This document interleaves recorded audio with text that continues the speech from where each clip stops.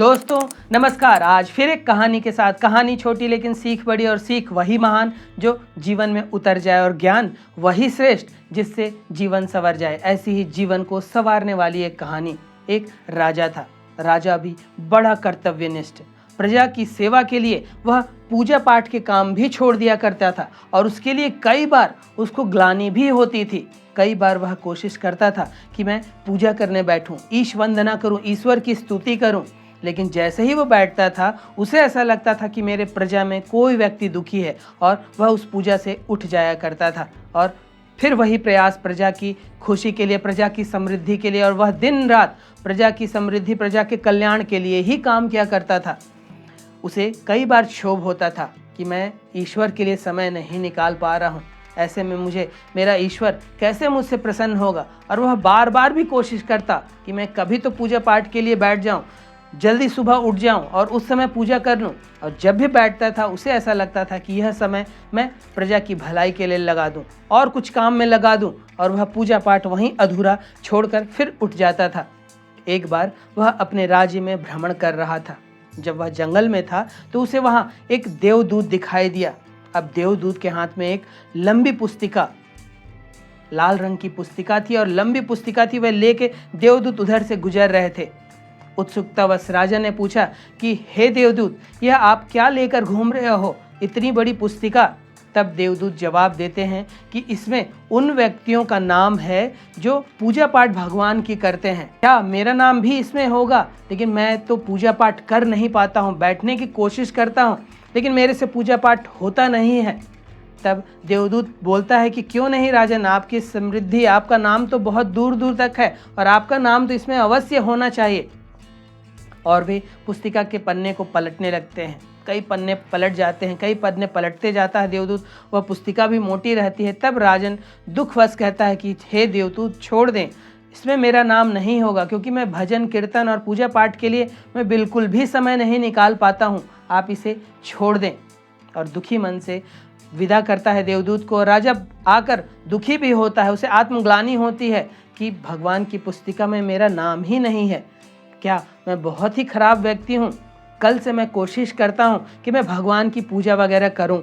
तब वह दूसरे दिन सुबह उठकर फिर पूजा पाठ करने की कोशिश भी करता है, लेकिन फिर जब भी वह पूजा करने बैठता उसे ऐसा लगता कि इस समय को मैं प्रजा के कल्याण में लगा दूं, अपने किसी अच्छे काम में लगा दूं, और वह पूजा में बैठ ही नहीं पाता है और वहाँ से उठ जाता है और प्रजा की भलाई के लिए ही काम, और कुछ मंत्रणा और कुछ विचार, अन्य कई चीज़ों में वह अपने समय को लगा देता है।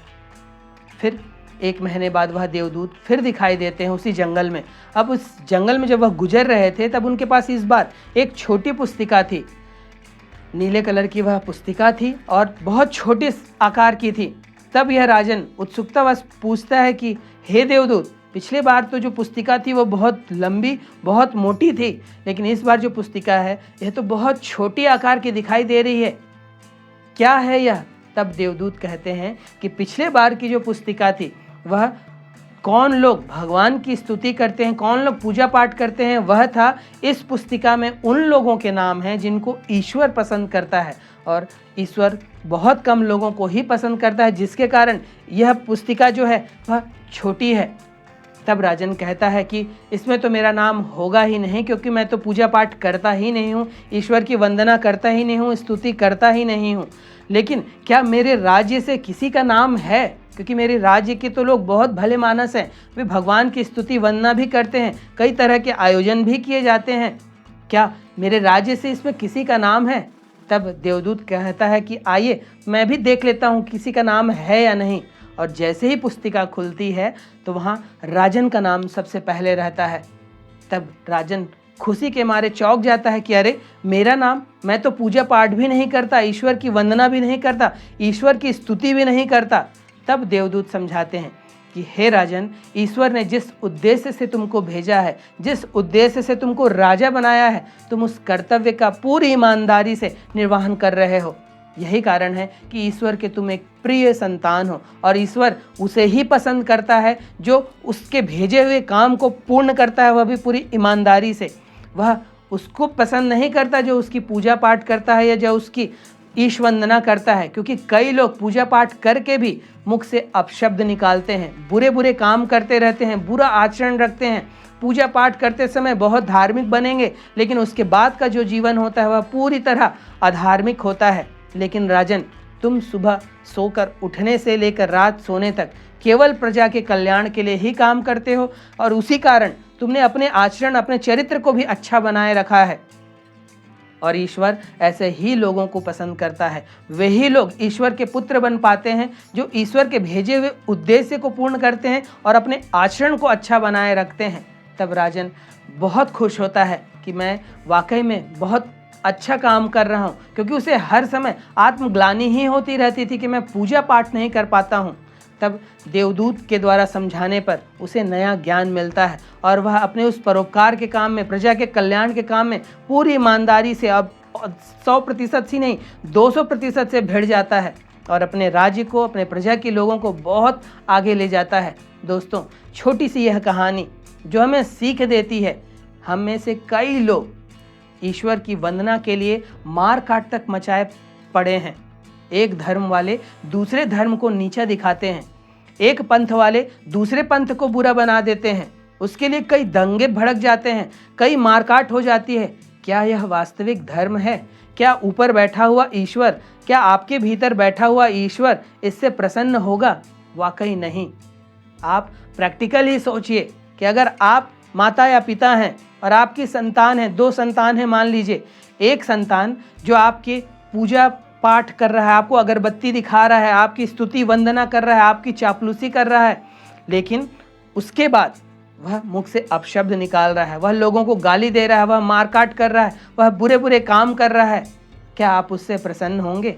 या उस संतान से आप प्रसन्न होंगे जो दूसरा संतान है, वह किसी प्रकार माता पिता की इस तरह ईश वंदना, इस तरह से स्तुति नहीं करता, लेकिन माता पिता के द्वारा प्रदत्त ज्ञान को, उनसे प्राप्त ज्ञान को अपना आचरण बना लेता है और उनके सपनों को पूरा करने में, अपने आप को एक श्रेष्ठ इंसान बनाने में भिड़ जाता है। जाहिर है, अगर आप वाकई में सच्चे माता पिता हैं तो आप दूसरे संतान को ही पसंद करेंगे। हालांकि दोनों संतान आपकी हैं, लेकिन अब आपकी पसंद जो होगी वह प्रथम नंबर पर आपका वह दूसरा संतान आ जाएगा जो आपके सिद्धांतों को आगे ले जा रहा है। तब दोस्तों, वह ईश्वर, वह माता, वह परमपिता हम कहते हैं, वह कब प्रसन्न होंगे? क्या कोई मंत्र जाप कर लेने से? क्या कोई पूजा पाठ, कोई अनुष्ठान, कोई हवन कर लेने से? करिए, वह आपकी धार्मिक आस्था है, उसे जारी रखिए, लेकिन उसको करने के साथ वह अनुष्ठान, वह हवन, वह धार्मिकता, वह धर्म आपके चरित्र पर भी दिखना चाहिए। ऐसा नहीं कि पूजा पाठ आपने किया किसी अनिष्ट से बचने के लिए, किसी लोभ से या कुछ मांगने के लिए, और उसके बाद सारा वही काम, लोभ, मोह, काम, क्रोध, अहंकार के तहत ग्रस्त होकर वही बुरे बुरे काम आप करते फिर रहे हैं। फिर वह ईश्वर कैसे प्रसन्न होगा? वह परमपिता, वह माता कैसे आपसे प्रसन्न हो सकती है? हो ही नहीं सकती। जरूरत है हमें धर्म को वास्तविक रूप से पहचानने की। पूजा पाठ की यहाँ पर बुराई नहीं हो रही है, लेकिन पूजा पाठ का असली मकसद समझने की कोशिश करिए कि आपका जो उद्देश्य है, हर किसी के जीवन का कोई ना कोई उद्देश्य होता है। ईश्वर ऐसा हो ही नहीं सकता कि किसी को निरुद्देश्य भेज दे।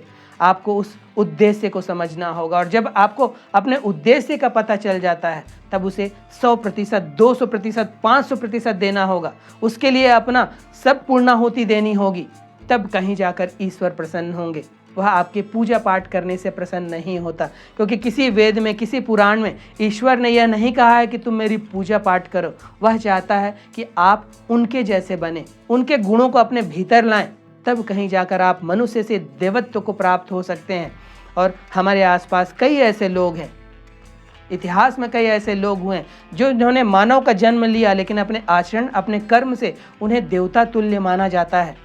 तब ईश्वर ऐसे ही लोगों से खुश होता है। वह ऐसे लोगों से खुश नहीं होता जो 20 रुपए, 30 रुपए का नारियल चढ़ाते हैं। नारियल चढ़ाने के बाद, अगरबत्ती दिखाने के बाद, घंटी बजाने के बाद, या कैंडल जला लेने के बाद, या कई तरह के जो धार्मिक पंथ जो अपना पूजा पाठ के रीति रिवाज अपनाते हैं, उसको करने पर ईश्वर या गॉड या अल्लाह प्रसन्न होगा? नहीं। वह जब आप अच्छे चरित्र के इंसान बनेंगे और अपने उद्देश्य, अपने कर्म, जिसके लिए ईश्वर ने आपको भेजा है, उसके लिए पूर्ण रूप से ईमानदार हो पाएंगे, तब कहीं जाकर वह ईश्वर प्रसन्न होता है। तब पूजा पाठ वास्तविक रूप से आपको समझना होगा कि पूजा पाठ है क्या। प्रार्थना कभी अपने लिए नहीं की जाती है, प्रार्थना सर्वदा दूसरों के लिए की जाती है, जन कल्याण के लिए की जाती है, सबका भला हो। प्रार्थना नहीं, आपको अगर भगवान से मांगना ही है तो मांगना होगा कि आप भगवान मुझे नेक रास्ता दिखाओ, अच्छा रास्ता दिखाओ, मैं उस पर चल सकूं, मुझ पर अपना आशीर्वाद बनाए रखो, मुझसे दूर मत जाना। अगर ईश्वर से, आप अपने गुरु से वाकई प्रेम करते हैं तो उसे दूर नहीं भेजना चाहेंगे। लेकिन जब आप गलत काम करेंगे, गलत आचरण रखेंगे, अपशब्द निकालेंगे तो कोई गुरु, कोई भगवान आपके पास रहना नहीं चाहेगा। तो पूजा पाठ का असली मकसद समझिए और उसी अनुरूप, अपने कर्म के अनुरूप उस पूजा पाठ को, उस धर्म को अपनाइए, तब कहीं जाकर वह ईश्वर आपसे प्रसन्न हो सकेगा।